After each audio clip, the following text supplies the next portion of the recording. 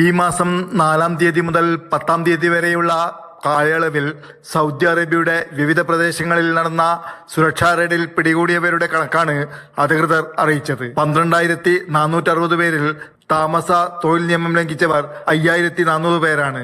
സുരക്ഷാ സംവിധാനം ലംഘിച്ച 2,233 പേരും അറസ്റ്റിലായിട്ടുണ്ട്.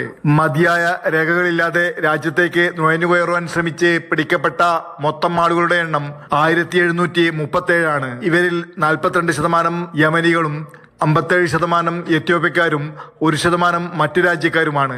താമസം, യാത്ര, ജോലി, ബിനാമി ബിസിനസ് എന്നിങ്ങനെയുള്ള കുറ്റങ്ങൾക്ക് 16 പേരെ അറസ്റ്റ് ചെയ്തു.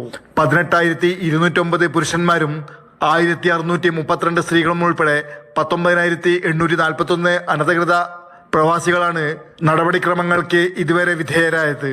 സുരക്ഷാ നിയമം ലംഘിച്ച് രാജ്യത്തേക്ക് കടക്കുവാൻ ശ്രമിക്കുന്നവർക്കും നിയമലംഘകർക്കും വാഹന സൗകര്യം നൽകുക, താമസം ഉൾപ്പെടെയുള്ള അഭയം നൽകുകയോ ഏതെങ്കിലും വിധത്തിൽ മറ്റു സഹായങ്ങളോ നൽകുകയും ചെയ്താൽ 15 വർഷം വരെ ജയിൽ ശിക്ഷ ലഭിക്കുമെന്ന് സൗദി ആഭ്യന്തര മന്ത്രാലയം അറിയിച്ചു. Jafar Ali, Palakkode, Mathrubhumi news, Jeddah.